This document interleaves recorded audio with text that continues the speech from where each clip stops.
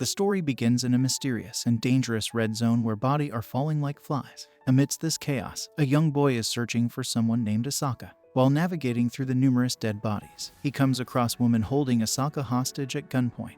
Asaka is pleading for her life, but woman remains threatening and warns the young boy not to interfere, or she will kill the hostage. Despite her threats, she suddenly dies just by the boy's intense stare. His ability to kill with just a look, even though unintentional, leaves Asaka shocked at the boy's immense power. The narrative then shifts to the young boy, now asleep on a school bus. His classmate, Tomochika, is trying to wake him up amidst a terrible situation. Despite the chaos around him, including a dragon attacking their bus and the deaths of other students, the boy remains undisturbed in his sleep.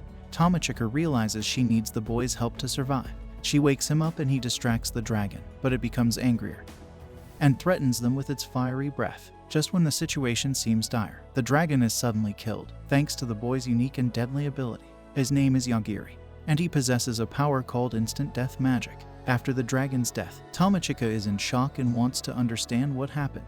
However, Yogiri is more interested in playing a video game and decides to wait until Tomochika calms down. His relaxed attitude amuses Tomochika, and she starts to act more normally. They engage in a conversation where Yogiri asks Tomochika about what happened while he was asleep. She recounts the events, starting with a sunny day when their school bus left for a tour. However, the trip quickly turned into a nightmare. After passing through a tunnel, the bus entered a strange meadow, a new and curious place for everyone. However, their peace is shattered when a powerful and dangerous sage enters the bus and kills their teacher for interrupting her. This act instills fear in everyone. The sage claims to have immense power in this alternate world, a place where survival is a constant battle. She kills the bus driver as well, showcasing her strength. She then informs the students that they are in a world where sages dominate, and everyone must struggle to survive. The students are forced to serve this sage, who needs them to stay relevant in this world's power dynamics. The sage uses a magical glow to install a battle song system in the students, essentially turning them into her servants in this perilous world. Unlike the others, they don't glow with the magical energy given by the sage. They are in invisible portals, where they can see their assigned tasks, ranks, powers, rewards, and the time they have left. The sage has set a 1-month deadline for all the passengers to reach the status of a sage. Tomochika learns she's been labeled incompatible by the automatic recruiting system. The sage decides she's not fit for the tasks and assigns her to take care of the livestock to earn mana, a type of magical energy. Her first mission, which starts in an hour, is to avoid and fight a dragon. After the sage leaves, everyone gets busy with their tasks. One student becomes their leader, responsible for managing everyone's status. He can give orders and make decisions for the group. This proud leader decides to use Tomochika, Yogiri, and the other two as bait to distract an incoming dragon, allowing the rest of the group to reach the town safely. He has more powers than the others, and he uses this advantage to control them. They feel powerless and resigned to their fate, waiting for the dragon. Yogiri continues to sleep, unaffected by the extreme stress around him. When the dragon attacks the bus, breaking windows and damaging it severely, the situation becomes dire. One girl, feeling hopeless, gives up and dies instantly. The story then reveals that Yogiri learns about all these events after waking up from his sleep. Upon hearing the tragic tale of deaths and monsters, Yogiri's main concern is to charge his handheld game, which frustrates Tomochika. She expects a more emotional reaction, but he remains calm, unaffected by the recent chaos. Tomochika urges him to take the situation seriously. Yogiri then steps out of the damaged bus to assess the situation. He concludes that the dead dragon poses no further danger, and they need to find a way to solve their current predicament. Tomochika is still trying to understand how they survived the attack of the giant monster. She questions Yogiri about any hidden powers he might have, but he remains quiet, suggesting that their survival was just luck or fate. Suddenly, they see a student flying towards them with 2 helpers. This group is surprised to find the dragon dead and 2 survivors. They wonder how Yogiri and Tomochika, who seem like ordinary students without special powers or ranks, managed to kill the monster. These flying students are relieved because, with the dragon engaged, they had time to escape.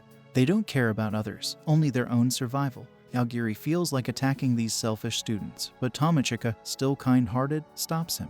Yogiri knows that these students came with the intent to kill them. One of the helpers, who has healing powers, wanted to turn Tomochika's body into a zombie, but this plan fails. The leader of this group then tries to kill Tomochika with a giant fireball. She narrowly escapes, and the fireball destroys the meadow. The power of these students is evident from the destruction they caused. They try to intimidate and manipulate Tomochika, but she resists. Yogiri decides it's time to act. He tells Tomochika to stay quiet and stands in front of her to protect her. He points at one of the attackers and simply says, "Die." The attacker falls dead, shocking his companions. They can't believe their leader died so easily. The remaining two are terrified. They try to revive their leader but fail, and another one dies. The healer is the only one left. He's too scared to move, fearing Yogiri might kill him too. The fear in his eyes is evident, and he follows Yogiri's commands without question.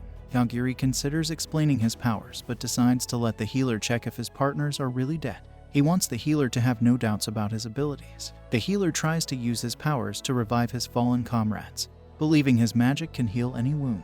However, his magic fails, and he ends up surrendering to Yogiri, kneeling in front of him, acknowledging Yogiri's superior power. Yogiri explains his unique abilities. He didn't mention them earlier when the dragon died because he wasn't interested in doing so. However, now he feels it's necessary to explain, especially since the healer might try to challenge him otherwise. Tamachika, witnessing all this, is astonished by Yogiri's incredible power. Despite not having the magical glow of a sage, Yogiri possesses an extraordinary ability. He can instantly kill anyone he targets simply by deciding to do so. This power works without the need for any physical action or special equipment. The healer initially doubts Yogiri's abilities, finding them hard to believe, but when Yogiri threatens to demonstrate his power on him, the healer becomes terrified and quickly agrees to understand and accept what Yogiri is saying. However, despite this apparent understanding, the healer still contemplates betraying Yogiri. He tries to use a ball of killing magic against Yogiri, but he fails. Yogiri has another remarkable ability. He can sense any intent to harm him, even from a distance, and can instantly kill the attacker. These two abilities make Yogiri an exceptional and fearsome fighter in this alternate world. The healer, realizing Yogiri's power and his own inability to challenge him, feels disappointed and recognizes his helplessness in the face of Yogiri's superior abilities. This realization marks a turning point in the healer's attitude, as he now understands the extent of Yogiri's powers and his own limitations. Yogiri confronts the healer, Keen, questioning his boldness in attacking him despite witnessing the deaths of his partners. Keen reveals that he has been in this alternate world longer than Yogiri and the others, summoned here by the mages of the Aman Kingdom. He explains that in this world, they are required to fight for a year and defeat a demon king before returning home. Interestingly, their absence is barely noticed in the real world, where only a few hours pass for every year spent in this alternate realm. The healer adds that time stops for them in this world, allowing them to complete their tasks without worrying about time passing in the real world. Hearing this, Yogiri realizes they have a chance to return home. He contemplates killing the healer to reduce future threats, but the healer pleads for his life, looking desperately at Tamachika for support. Tamachika, indebted to Yogiri for saving her, feels unable to intervene. In a twist, the healer offers to become Tamachika's slave in exchange for his life.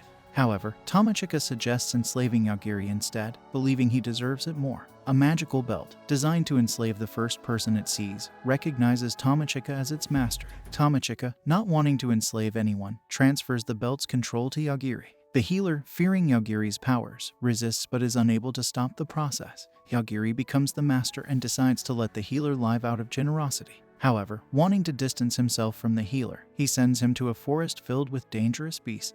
The healer tries to resist, but the magical belt, obeying Yogiri's commands, forces him towards the forest. Yogiri, seizing the opportunity, commands the healer not to disclose their encounter to anyone and to hand over all his valuable possessions. The healer struggles, but the belt ensures compliance, leaving him penniless and headed towards a perilous fate. Tamachika, observing Yogiri's actions, starts to believe he might have feelings for her. However, Takatou's flirtatious remarks annoy her. Meanwhile, Sage Sion's reporter informs her of the deaths of 2 high-ranking candidates and 2 commoners, possibly due to instant death magic. Sione, skeptical, thinks there might be a reporting error and decides to investigate later. This situation highlights the complex dynamics and unexpected events in this alternate world, where power struggles and magical abilities create a constantly shifting landscape of alliances and conflicts. This brings an end to our episode. If you enjoyed it, then don't forget to like, share, and subscribe.